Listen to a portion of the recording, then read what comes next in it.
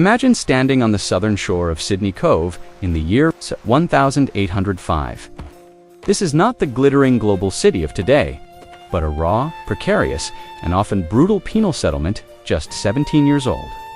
The air you breathe is a complex mixture of salt spray, wood smoke, earth, and human endeavor.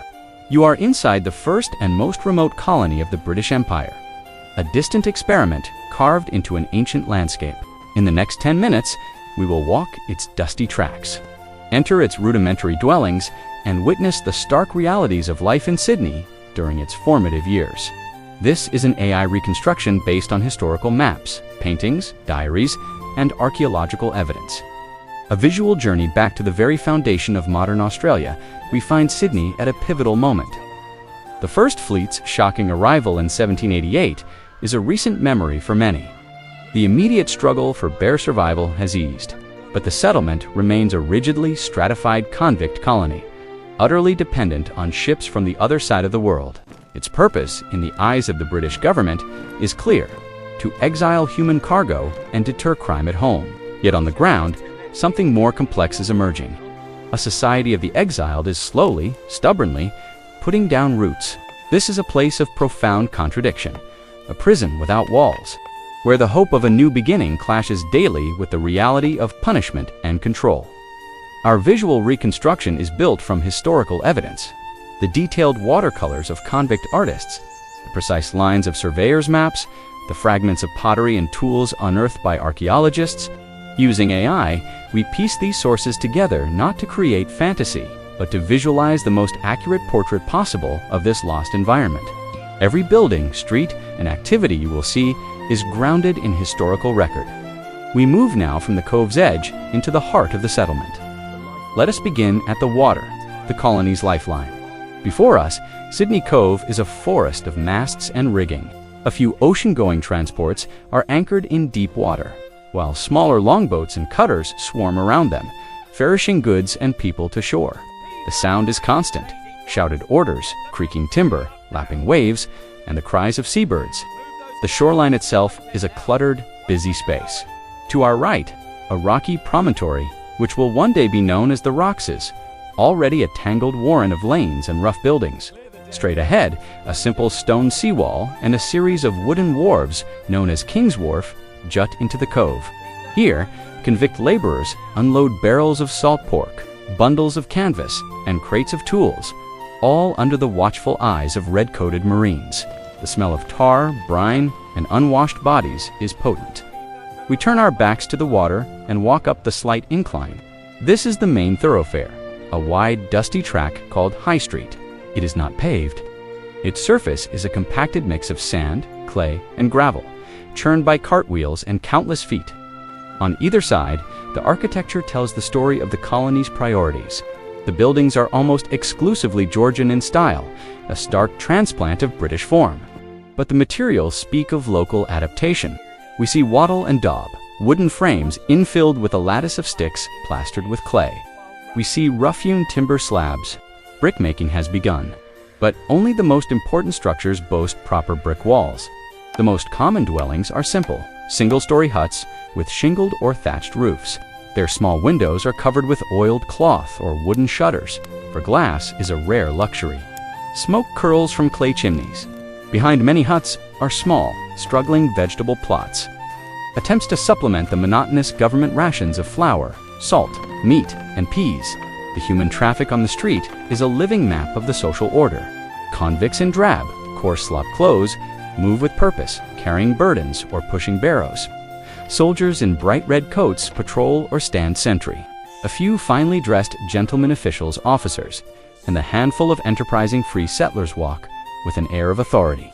And moving through it all, often ignored in the historical records but essential to the scene, are Eora, men and women, the traditional owners of this land, watching, sometimes trading fish or tools, existing in a parallel world that is being rapidly and violently encroached upon. Let us follow the scent of baking bread and the sound of commerce to a central open space. This is the market area, the vibrant, noisy heart of the colony's burgeoning informal economy. Under makeshift awnings or from baskets on the ground, people sell what they have: A convict woman who has served her sentence might sell eggs from her chickens. A sailor off a visiting ship offers bolts of cloth. Here, the colony's strange currency is on display. Rum. Alcohol, especially rum, is more than a drink. It is the primary medium of exchange, a liquid currency that fuels commerce and corruption. You can pay a laborer in rum, buy a building plot with it, or settle a debt. The market buzzes with barter and gossip, a momentary escape from the rigid military discipline. But this activity exists in the shadow of power. Dominating the western side of the settlement is a two-story stone building with a columned veranda government house. Though modest by European standards, here it is a palace, the symbol of absolute authority. It is the residence and office of the governor, a man who holds near-dictatorial power over every aspect of life. From here, Captain William Bligh will soon confront the powerful Rum Corps in the conflict that will become known as the Rum Rebellion. Nearby, other institutions of control rise. A stark, barracks-like building for the soldiers, and a hospital, a long, low building where the chances of survival are slim, and treatments are rudimentary at best to understand the true texture of life. We must step away from the main streets into the lanes of the rocks. The atmosphere changes. The lanes are narrower, steeper, more haphazard. The huts are crammed together. This is where the convicts and the growing population of ex-convicts known as emancipists largely live. The air is closer, carrying smells of cooking fires, waste, and humanity. From within these walls, we hear the sounds of a society building itself from the ground up. The chatter of families, the cry of a child, the scrape of a carpenter's plane. Despite the harshness, there is community here.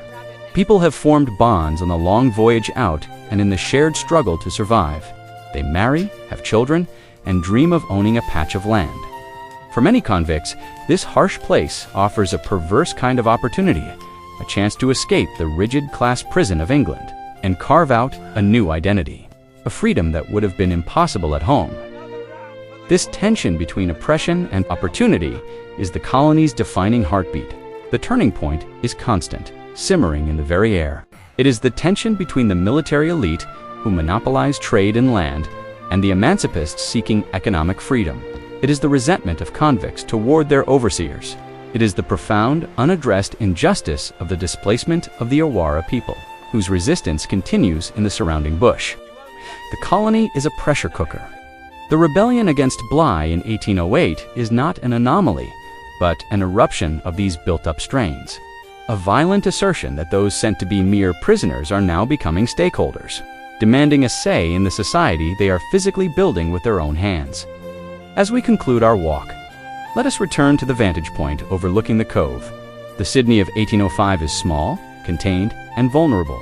The vast, modern metropolis that will grow from this seed is unimaginable to most who walk these streets, yet the foundations are literally being laid. The street grid established here will endure. The rocks will evolve, but never be erased. The contours of the harbor remain eternal. The society being forged in this crucible, with its mix of punishment and pragmatism, its harsh inequality, and its defiant egalitarianism, will imprint itself deeply on the nation's character.